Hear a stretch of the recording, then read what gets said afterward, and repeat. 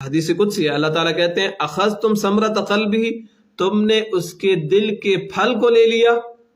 اولاد تو دل کا ٹکڑا ہوتی ہے نا، تم نے اس کے دل کے پھل کو لے لیا. تو پھر اللہ تعالیٰ فرماتے ہیں اس بندے نے کیا کہا جب تم نے اس کے بیٹے کی روح کو قبض کیا، اس بندے نے کیا کہا؟ تو فرشتے کہتے ہیں حمد واسترجع، کہ اس بندے نے تیری حمد بیان کی اور اس نے کہا انا للہ و انا الیہ راجعون.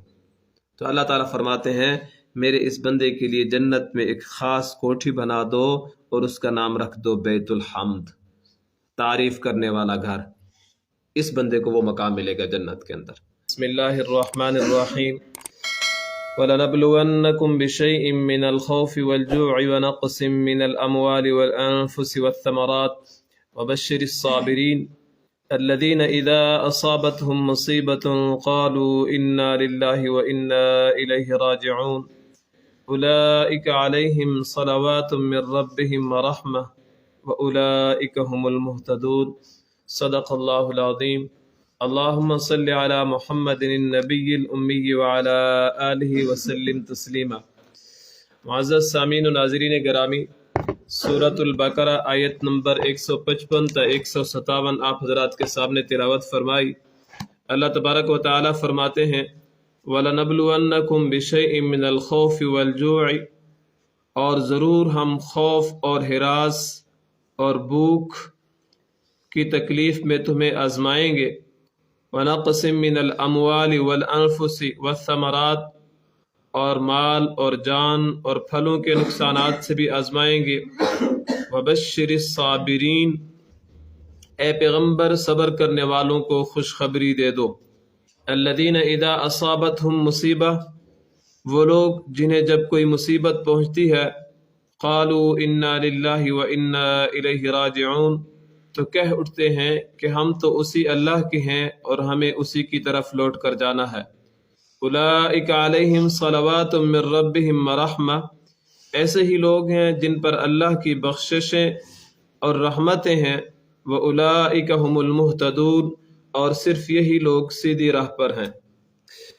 اس سے پہلے سورۃ البقرہ کی جو آیات گزری تھیں ان کے اندر یہ بات گزری تھی کہ تہذیب اخلاق کے جو اصول ہیں ان اصولوں کا تذکرہ ہوا تھا. 3 اصول گزرے تھے. چوتھا جو اصول ہے ان کے اندر نماز ہے. ان کے اندر ایک ذکر تھا، ایک شکر تھا اور ایک صبر تھا.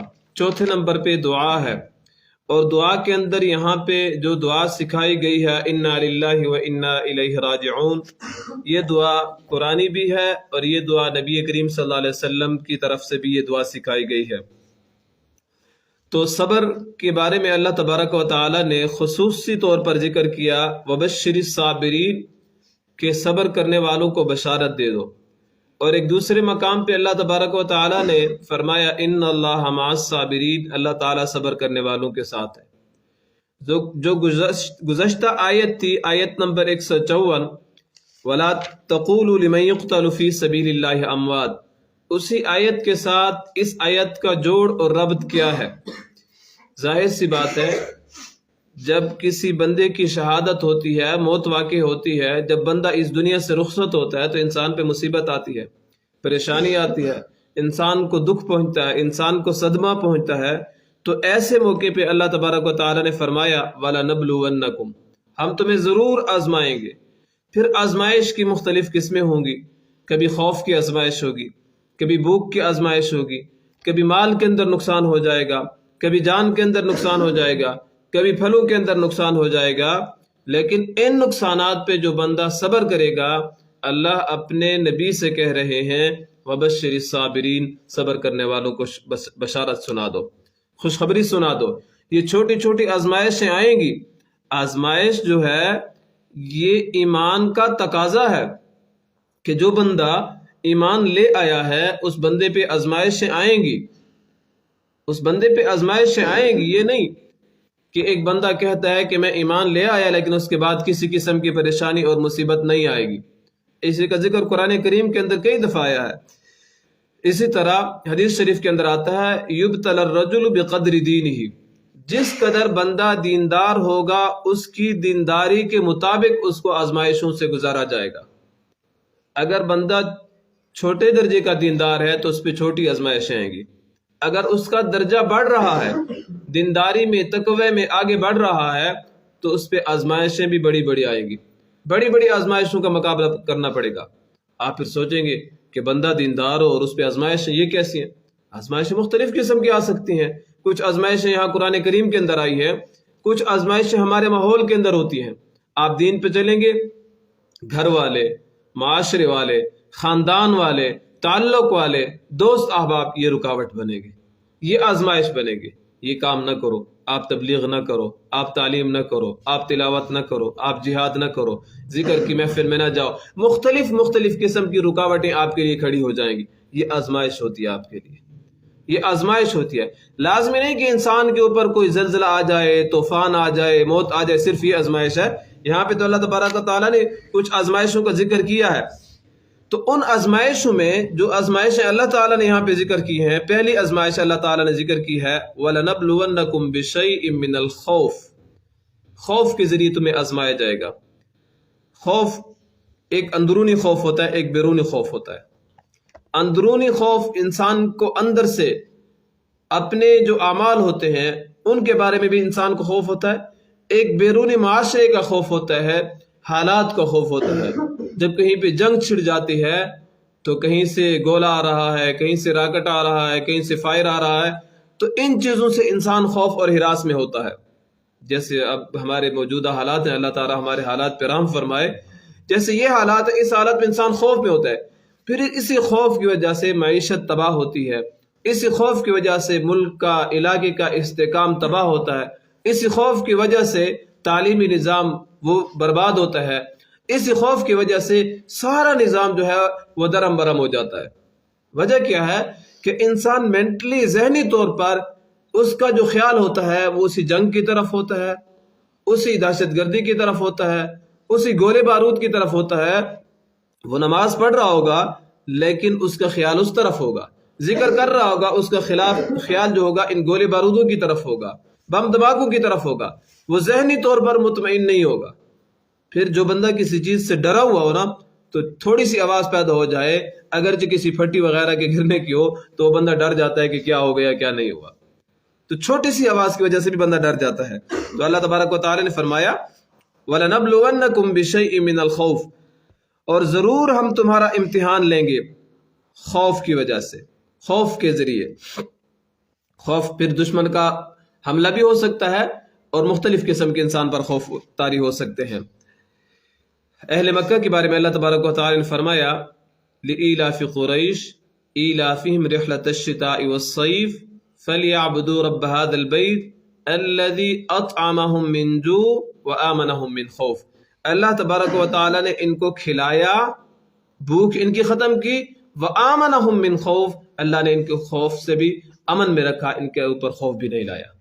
تو دو احسانات اللہ تبارک و تعالی کے قریش مکہ پر تھے، اہل مکہ پر تھے، کہ ایک ان کی بھوک ختم، اور دوسرا یہ یعنی ہر قسم کی ان کو سہولیات، کھانے پینے کی چیزیں میسر، اور دوسرا یہ کہ وہ امن والے شہر میں رہ رہے ہیں. امن والے شہر میں، وہاں پہ کوئی کسی کو قتل نہیں کر سکتا. انسان کو قتل کرنا تو گجا کسی پرندے کو بھی، حتیٰ کہ حدود حرم کے اندر محرم بندہ جس نے حج یا عمرے کا احرام باندھا وہ کسی درخت کے پتے کو بھی نہیں کاٹ سکتا. اتنی وہ امن والی جگہ ہے.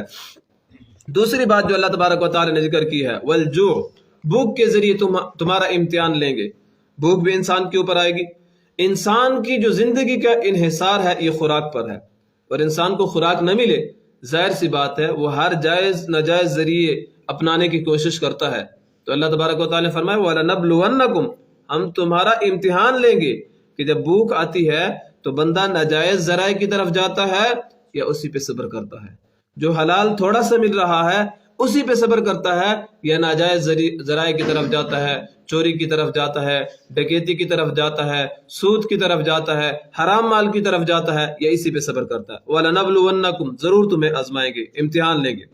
تیسری جو بات اللہ تبارک و تعالی نے ذکر کی، یہاں پہ ایک اور بات ضمناً سمجھ لیں کہ یہ جو بھوک ہے یا کھانا ہے یہ انسان کے ساتھ جڑا ہوا ہے. یعنی جب تک انسان زندہ ہے اس کو کھانے کی ضرورت ہے. چاہے وہ انسان امتی ہو چاہے وہ انسان نبی ہو، اس کو کھانے کی ضرورت ہوتی ہے۔ وما جعلناہم جسدا لا یأکلون الطعام، اللہ تبارک و تعالیٰ نے انبیاء کے بارے میں فرمایا کہ ان کے جسموں کو ہم نے ایسا نہیں بنایا کہ وہ کھائیں پی نہیں، کیونکہ کافر لوگ انبیاء کے بارے میں اعتراض کر دیتے، یأکلون الطعام ویمشی فی الاسواق، کہ تو ہماری طرح کھانا کھاتے ہیں اور ہماری طرح بازار میں چلتے ہیں۔ تو اللہ تبارک و تعالیٰ فرمایا وما جعلناہم جسدا لا یأکلون الطعام، انبیاء کے اجسام کو ہم نے ایسا نہیں بنایا کہ وہ کھائیں پیے نہیں، بلکہ کھانا پینا ان کی ضروریات ہے۔ جیسے کہ گزشتہ ایک درس میں کہا تھا کہ نبی انسان ہوتا ہے لیکن اعلیٰ درجے کا انسان ہوتا ہے، اس کو کھانے کی بھی ضرورت ہوگی، اس کو پینے کی ضرورت بھی ہوگی، اس کے اوپر پریشانیاں بھی آئیں گی، اس کے اوپر خوشیاں بھی آئیں گی، ہر قسم کے حالات اس کے اوپر آئیں گے، لیکن اعلیٰ درجے کا انسان ہوتا ہے۔ کچھ صفات ایسی ہوتی ہیں جو امتی کے اندر نہیں ہوتی اور نبی کے اندر وہ صفات پائی جاتی ہیں۔ بہرحال پھر بھوک کی جو ہے دو قسمیں ہیں، ایک قسم ہے اضطراری اور ایک ہے اختیاری۔ اختیاری بھوک کیا ہے؟ کہ انسان خود اپنے اختیار سے بھوکا رہے۔ مثلا ایک بندے نے روزہ رکھ لیا، صبح سے لے کر شام تک وہ بھوکا ہے، یہ اختیاری بھوک ہے، اپنے اختیار میں انسان نے اپنے آپ کو بھوکا رکھا ہے اللہ تعالیٰ کے حکم کی تعمیل کرتے ہوئے۔ اور ایک اضطراری بھوک ہے کہ انسان کا بس نہیں چلتا، انسان کو بھوک لگ جاتی ہے، انسان اپنے اختیار سے اپنے آپ کو بھوک نہیں لگاتا، بھوک انسان کو لگ جاتی ہے، اضطراری ہے۔ اور یہاں پہ ایک اور مسئلہ بھی سمجھ لیں، بعض دفعہ انسان اضطراری کیفیت میں ہوتا ہے، اضطراری کیفیت منا مجبوری کی حالت میں ہوتا ہے، اور مجبوری اتنے تک بڑھ جاتی ہے کہ اس کو کھانے پینے کے لیے کچھ بھی نہیں ملتا، اس حد تک بات چلی جاتی ہے، کھانے کے لیے کچھ نہیں مل رہا، پینے کے لیے کچھ نہیں مل رہا۔ اب ایک بندہ جنگل میں ہے، ویرانے میں ہے، نہ اس کو کھانے کے لیے کچھ مل رہا ہے نہ اس کو پینے کے لیے کچھ مل رہا ہے، حلال غذا اس کو نہیں مل رہی، حرام غذا ہے، اب یہ بندہ کیا کرے گا؟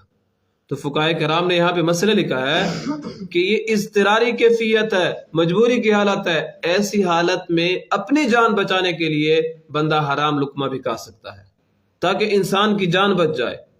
مثلا ایک مردار چیز کا گوشت پڑا ہوا ہے، مردار چیز کا، اب اسی بندے کو کھانے کے لیے کچھ نہیں مل رہا، کچھ نہیں کھاتا تو یہ مر جائے گا، اب شریعت اس کو رخصت اور اجازت دیتی ہے کہ یہ حرام کھانا بھی کھا سکتا ہے، اتنا کھا سکتا ہے کہ اپنی جان بچا لے۔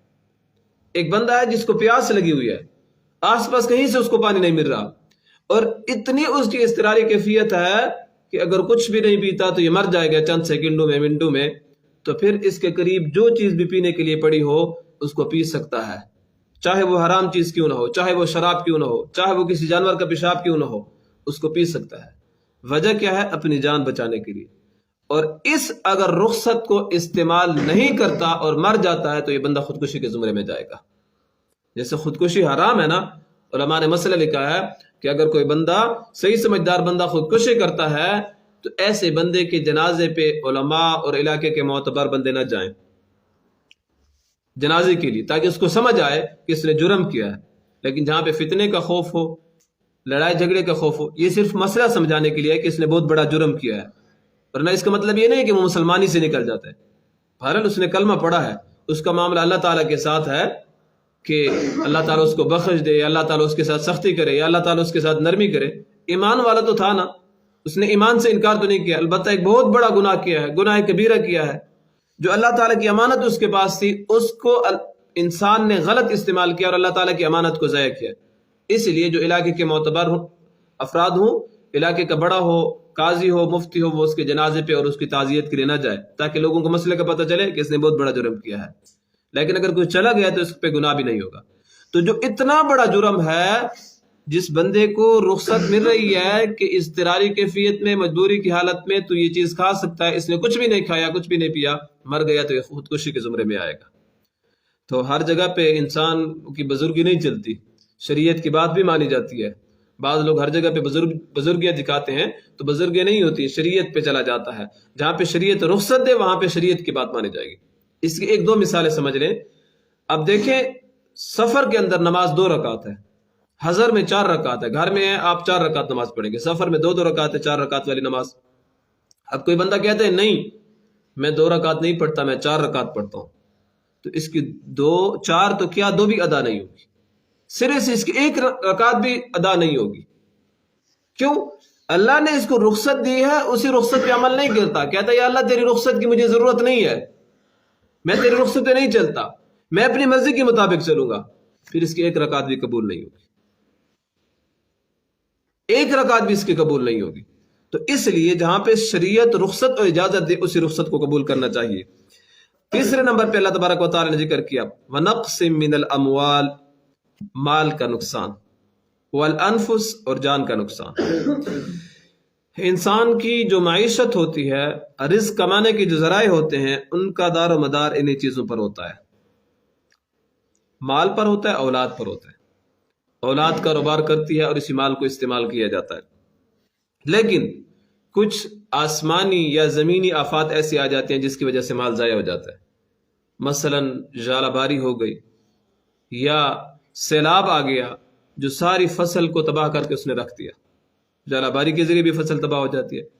تو ان چیزوں کے ذریعے انسان کی معیشت تباہ ہو جاتی ہے، اور بعض دفعہ اسی ژالہ باری میں یا اسی سیلاب میں جانی نقصان بھی ہو جاتا ہے، والانفس، اس کے اندر جانی نقصان میں جانوروں کا نقصان بھی شامل ہے کہ ان کا نقصان ہو جاتا ہے، مثلا کوئی جانور مر گئے، کوئی سیلاب کے اندر بہہ کر چلے گئے، یا انسانوں کا نقصان بھی ہو جاتا ہے، کہیں پہ کمرہ وغیرہ گر گیا، دیوار گر گئی، انسان کا نقصان ہو گیا، تو اللہ تعالیٰ فرماتے ہیں وَلَنَبْلُوَنَّكُمْ، ہم ضرور تمہیں آزمائیں گے۔ اگلی جو چیز اللہ تبارک و تعالیٰ نے ذکر کی وَالثَّمَرَاتِ، اور پھلوں کے ذریعے، پھلوں کے ذریعے بھی تمہارا امتحان ہوگا۔ جیسے فصلوں پہ امتحان آتے ہیں، ان کے اوپر سیلاب وغیرہ آتے ہیں، آفات آتے ہیں، ایسے باغات کے اندر بھی آ جاتے ہیں۔ جو تیار پکا پھل ہوتا ہے وہ ضائع ہو جاتا ہے، کھجور ہو گئی، آم وغیرہ ہو گیا، امرود وغیرہ ہو گیا، بارش آ گئی، ژالہ باری ہو گئی، تو یہ ضائع ہو جاتے ہیں۔ کبھی پھر اللہ تعالیٰ کی طرف سے آفت ایسی آتی ہے کہ وہ پھل زیادہ نہیں ہوتا، کبھی آفت ایسی آتی ہے کہ اللہ تعالیٰ اس کو پکنے نہیں دیتے، کبھی آفت ایسی آ جاتی ہے کہ اس کے اندر کھانے کی جو صلاحیت ہوتی ہے اللہ تعالیٰ وہ چھین لیتے ہیں کہ کھانے کے قابل وہ نہیں رہتا۔ تو اسی لیے اللہ تبارک و تعالیٰ نے فرمایا وَلَنَبْلُوَنَّكُمْ، ہم تمہیں ضرور آزمائیں گے، مال کے ذریعے بھی، اور کس کے ذریعے؟ جان کے ذریعے بھی، اور اسی طرح والثمرات، پھلوں کے ذریعے بھی آزمائیں گے۔ امام شافعی رحمۃ اللہ علیہ فرماتے ہیں پھلوں سے مراد اولاد انسانی ہے، یعنی جیسے کسی درخت کا پھل ہوتا ہے اس طرح انسان کا بھی ایک قسم کا پھل ہوتا ہے۔ سرائے کی جاگت نا، ٹھیک ہے نا، سمجھ گئے؟ وہ پھل کا لفظ استعمال کرتے ہیں، شیطان ہوتا ہے یا نیک ہوتا ہے تو اس کے لیے ایک لفظ استعمال کرتے ہیں پھل کا۔ تو پھل، امام شافعی رحمۃ اللہ علیہ فرماتے ہیں اس پھل سے مراد انسان کی اولاد بھی ہو سکتی ہے، کیونکہ حدیث شریف کے اندر آتا ہے قبضتم روح ابن عبدی اخذتم ثمرۃ قلبی، جب کسی بندے کی روح قبض کی جاتی ہے تو اللہ تعالیٰ فرشتوں سے کہتے ہیں قبضتم روح ابن عبدی، تم نے میرے بندے کے بیٹے کی روح کو قبض کر لیا؟ فرشتے کہتے ہیں جی ہاں۔ پھر حدیث قدسی ہے، اللہ تعالیٰ کہتے ہیں اخذتم ثمرۃ قلبی، تم نے اس کے دل کے پھل کو لے لیا۔ یہ حدیث سے اس کی تائید ہو رہی ہے امام شافعی رحمۃ اللہ علیہ کی دلیل کی کہ تم نے اس کے دل کے پھل کو لے لیا۔ اولاد تو دل کا ٹکڑا ہوتی ہے نا، جگر کا گوشہ ہوتی ہے، تم نے اس کے دل کے پھل کو لے لیا۔ تو پھر اللہ تعالیٰ فرماتے ہیں اس بندے نے کیا کہا جب تم نے اس کے بیٹے کی روح کو قبض کیا، اس بندے نے کیا کہا؟ تو فرشتے کہتے ہیں حمدہ واسترجع، کہ اس بندے نے تیری حمد بیان کی اور اس نے کہا انا للہ و انا الیہ راجعون۔ تو اللہ تعالیٰ فرماتے ہیں میرے اس بندے کے لیے جنت میں ایک خاص کوٹھی بنا دو اور اس کا نام رکھ دو بیت الحمد، تعریف کرنے والا گھر۔ اس بندے کو وہ مقام ملے گا جنت کے اندر۔ تو انسان کے اوپر جب پریشانی آئے تو انسان اس پریشانی پہ کیا کرے؟ صبر کرے۔ پھر اسی کے بارے میں حدیث شریف کے اندر الفاظ آتے ہیں ان للہ ما آتا، کہ جو اللہ نے دیا ہے وہ اللہ کا تھا، جو دیا اللہ تعالیٰ نے وہ اللہ کا تھا، وَلَهُ مَا أَخَذَ، اور جو لے لیا اللہ تعالیٰ نے وہ بھی اسی اللہ کا تھا۔ اولاد دی اللہ نے، اللہ کی تھی، اللہ کی ملکیت تھی، اللہ تعالیٰ نے ہمیں بطور امانت دی، پھر واپس لے لی۔ وَكُلُّ شَيْءٍ عِندَهُ بِأَجَلٍ مُّسَمًّى، پھر ہر چیز کی ایک میعاد مقرر ہے۔ یہ الفاظ تعزیت کے موقع پہ بولے جاتے ہیں، جب کوئی بندہ فوت ہو جائے، جیسے ہم جاتے ہیں اور وہاں پہ کہتے ہیں اللہ تعالیٰ اس کی مغفرت فرمائے، تو الفاظ یہی بولے جاتے ہیں ان للہ و انا الیہ راجعون، انا للہ و انا الیہ راجعون، اور اس کے بعد ان للہ ما آتا وَلَهُ مَا أَخَذَ وَكُلُّ شَيْءٍ عِندَهُ بِأَجَلٍ مُّسَمًّى فَلْتَصْبِرْ، لہٰذا آپ صبر کریں۔ جو دیا تھا اللہ نے دیا تھا، لے لیا، وہ بھی اللہ کا تھا، اور ہر چیز کی ایک مقدار مقرر ہے، ایک میعاد مقرر ہے، لہٰذا آپ صبر کریں۔ اپنے الفاظ میں بھی کہہ سکتے ہیں، آپ سرائیکی پشتو میں بھی کہہ سکتے ہیں، اردو میں بھی کہہ سکتے ہیں، احادیث کے الفاظ یہی ہیں۔ تو جب انسان کے اوپر پریشانی آتی ہے، اسی پریشانی کے موقع پہ اللہ تعالیٰ نے پھر آگے فرمایا وَبَشِّرِ الصَّابِرِينَ، صبر کرنے والوں کو بشارت دے دیں، خوشخبری دے دیں جو صبر کرتا ہے۔ نبی کریم صلی اللہ علیہ وسلم نے جب عورتوں سے بیعت لی تھی تو نبی کریم صلی اللہ علیہ وسلم نے ان سے ایک شرط رکھی تھی کہ تم چیخ و پکار نہیں کرو گی۔ اس چیز سے نبی علیہ السلام نے منع کیا تھا، جب کوئی بندہ فوت ہوگا گریبان نہیں پھاڑو گی، منہ پر ہاتھ نہیں مارو گی، اور زور زور سے چلاؤ گی نہیں، نوحہ نہیں کرو گی۔ یہ نوحہ شریعت کے اندر حرام ہے۔ حدیث شریف کے اندر آتا ہے جس بندے نے گریبان پھاڑا، اپنے منہ کو مارا اور اس نے نوحہ کیا فلیس منا، وہ ہم میں سے نہیں ہے۔ نبی علیہ السلام نے بالکل اس کو اپنی امت سے نکال دیا کہ ہم میں سے نہیں ہے۔ تو اللہ تبارک و تعالیٰ فرمایا وَبَشِّرِ الصَّابِرِينَ، صبر کرنے والوں کو بشارت دے دو۔ پھر صبر کرنے والے کون ہیں؟ یہاں پہ ایک اور چیز سمجھ لینی چاہیے کہ اللہ تعالیٰ کے جو احکامات ہیں نا، اللہ تعالیٰ کے احکامات، ان احکامات پہ راضی رہنا، ان احکامات پہ راضی رہنا اور اللہ کے فیصلے کو تسلیم کرنا، امام ابوبکر جساس رحمۃ اللہ علیہ فرماتے ہیں یہ انسان پہ فرض ہے کہ جو اللہ تعالیٰ کی طرف سے مصیبت آ گئی، غم آ گیا، اس غم کو انسان اللہ تعالیٰ کی طرف سے سمجھے اور اسی پہ صبر کرے، یہ انسان کے لیے فرض ہے۔ اور صبر الصبر عند صدمۃ الاولی، جب پہلے انسان کو صدمہ پہنچے اس وقت انسان صبر کرے۔ ایک تو یہ ہے کہ انسان روتا رہے، تھک گیا، پھر کہتا ہے میں صبر کرتا ہوں، یہ صبر نہیں ہے۔ اب تو تھک گیا ہے نا، اب تو اس کو رونے کا موقع بھی نہیں ملتا، جیسے پہلوان، وہ پہلوان ہے جس کے پاس طاقت ہو اور طاقت ہونے کے باوجود بھی اپنے مخالف کو معاف کر دے۔ ایک تو یہ ہے کہ انسان کے پاس طاقت نہیں اور کہتا ہے معاف کرتا ہوں، تو لڑ نہیں سکتا معاف کی وغیرہ سے۔ ایک بندے کے پاس طاقت نہیں ہے تو ظاہر سی بات ہے وہ مقابلہ نہیں کر سکتا، طاقت ہو پھر معاف کر دے، پہلوانی یہ ہے، یعنی غصے کے وقت اپنے آپ کو کنٹرول کر لے۔ ہم غصے کے وقت کیا کرتے ہیں؟ میں کچھ چھوڑ، ہم غصے کے بعد اور غصہ دکھاتے ہیں، کوئی بندہ ہاتھ سے پکڑ لیتا ہے تو اس وقت ہمیں غصہ زیادہ آ جاتا ہے، اس وقت ہمارا زور بڑھ جاتا ہے لوگوں کو دکھانے کے لیے کہ میرے پاس طاقت ہے، میرے پاس جرأت ہے، میرے پاس ہمت ہے کہ میں لڑ سکتا ہوں۔ لیکن جب لوگ چھڑا دیں پھر کچھ بھی نہیں ہوتا، پھر سب کچھ ختم ہو جاتا ہے، لوگ نہ ہوں تو پھر سب کچھ ختم ہو جاتا ہے۔ تو اس لیے اللہ تبارک و تعالیٰ کے فیصلے پہ انسان کو راضی رہنا چاہیے اور اللہ تعالیٰ کے فیصلے کو تسلیم کرنا چاہیے۔ وَبَشِّرِ الصَّابِرِينَ، اللہ تعالیٰ فرماتے ہیں صبر کرنے والوں کو بشارت سنا دو۔ کون ہیں صبر کرنے والے؟ الذین اذا اصابتهم مصیبہ، جب کوئی مصیبت ان کو پہنچتی ہے، قالوا انا للہ وانا الیہ راجعون، تو کہہ اٹھتے ہیں کہ ہم تو اسی اللہ کے ہیں اور ہمیں اسی کی طرف لوٹ کر جانا ہے۔ انا للہ وانا الیہ راجعون، غم کے موقع پہ، پریشانی کے موقع پہ۔ گزشتہ درس میں بتایا تھا نبی کریم صلی اللہ علیہ وسلم نے دیے کے بجھنے پہ نبی علیہ السلام نے یہ دعا پڑھی تھی انا للہ وانا الیہ راجعون۔ تو جس قسم کی پریشانی آئے انسان یہ دعا پڑھ سکتا ہے۔ کوئی چیز بھول گئی انسان انا للہ وانا الیہ راجعون، دماغ سے چلی گئی کوئی بات، اولئک علیہم صلوات من ربہم ورحمہ، ایسے لوگ ہیں جن پر اللہ تعالیٰ کی بخششیں ہیں اور رحمتیں ہوتی ہیں۔ صلوات یہ خاص رحمت کو کہتے ہیں، اور رحمہ یہ عام اللہ تعالیٰ کی جو مہربانیاں ہوتی ہیں۔ یہ تفسیر حضرت مولانا اشرف علی تھانوی رحمۃ اللہ علیہ نے کی ہے۔ پھر شاہ رفیع الدین رحمۃ اللہ علیہ اس کی تفسیر کرتے ہیں کہ وہ عنایتیں جو انبیاء کے واسطے سے ہمیں ملی ہیں یہ صلوات ہیں، اور جو اللہ تعالیٰ کے فضل سے جو رحمتیں ہمیں ملی ہیں یہ رحمت کے اندر آتی ہیں۔ بہرحال اللہ تبارک و تعالیٰ نے صبر کرنے والوں کے بارے میں فرمایا ایسے ہی لوگ ہیں جن پر اللہ کی بخششیں ہیں اور اللہ کی رحمتیں ہیں، وَأُولَئِكَ هُمُ الْمُهْتَدُونَ، اور صرف یہی لوگ ہیں جو سیدھی راہ پر ہیں۔